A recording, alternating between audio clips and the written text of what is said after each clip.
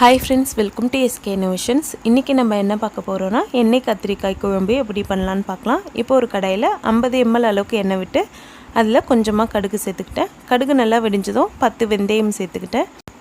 வெந்தயம் பொரிஞ்சதும் ஒரு பெரிய சைஸ் வெங்காயம் பொடி பொடியா கட் பண்ணி சேர்த்துக்கிறேன். இது கூடவே கொஞ்சமா கறிவேப்பிலையும் சேர்த்து நல்லா வதக்கி விட்டுக்கலாம்.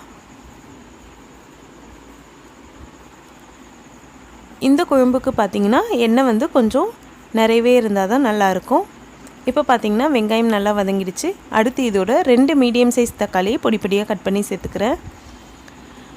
இது கூடவே இந்த குழம்புக்கு தேவையான அளவுக்கு உப்பை இதோடவே சேர்த்து நல்லா வதக்கி விட்டுக்கிறேன். இந்த மாதிரி நம்ம உப்பு சேர்க்கறதுனால தக்காளி வந்து சீக்கிரமாக வதங்கிடும்.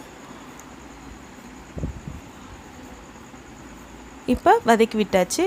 இது ஒரு 2 நிமிஷத்துக்கு நல்லா வதங்கட்டும்.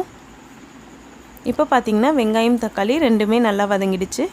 அடுத்து இதோட 1/4 கிலோ அளவுக்கு கத்திரிக்காய் நான் எடுத்து வச்சுருக்கேன். அதை பாதி காம்பு கட் பண்ணிவிட்டு கத்திரிக்காயோட அடிப்பகுதியிலிருந்து 4 பாதியாக கட் பண்ணி இதோடு சேர்த்துக்கிறேன். கட் பண்ணும்போதே நீங்கள் பூச்சிலாம் இல்லாமல் இருக்கிற கத்திரிக்காவாக பார்த்து சேர்த்துக்கோங்க. சேர்த்து நல்லா மிக்ஸ் பண்ணி விட்டுக்கலாம். இது ஒரு 30 செகண்டுக்கு நல்லா வதங்கட்டும் ஹை ஃப்ளேமில். இப்போ பார்த்திங்கன்னா கத்திரிக்காயும் நல்லா வதங்கிடுச்சு. அடுத்து இதோட 2 ஸ்பூன் அளவுக்கு வீட்டில் அரைச்ச குழம்பு மிளகாய் தூள் நான் சேர்த்துக்கிறேன். உங்கள் கிட்ட குழம்பு மிளகாய் தூள் இல்லாட்டி 1 ஸ்பூன் அளவுக்கு தனி மிளகாய் தூள், 1 ஸ்பூன் அளவுக்கு தனியாத்தூள் சேர்த்துக்கோங்க. அது கூடவே சின்ன எலுமிச்சப்பழ அளவுள்ள புளி ஊற வச்சு கரைச்சி அந்த புளிக்கரைசல் தண்ணி சேர்த்துக்கிட்டேன். இப்போ இதை நல்லா கலந்து விட்டுக்கலாம். இந்த குழம்புக்கு பார்த்திங்கன்னா மொத்தமே 500 ml அளவுக்கு தண்ணி நான் சேர்த்துருக்கேன். இப்போ இது ஹை ஃப்ளேமில் கொதிக்க வச்சுக்கிறேன். இப்போ பார்த்திங்கன்னா குழம்பு நல்லா கொதிக்க ஆரம்பிச்சிருக்கு. இது ஒரு 5 நிமிஷத்துக்கு கொதிக்க வச்சுக்கிறேன். இப்போ 5 நிமிஷம் ஆகிடுச்சு. நல்லா கலந்து விட்டுக்கலாம். கத்திரிக்காய் உடையாத மாதிரி கலந்து விட்டுக்கோங்க. இப்போ சிம் ஃப்ளேமில் 5 நிமிஷத்துக்கு வச்சு கொதிக்க வச்சுக்கிறேன்.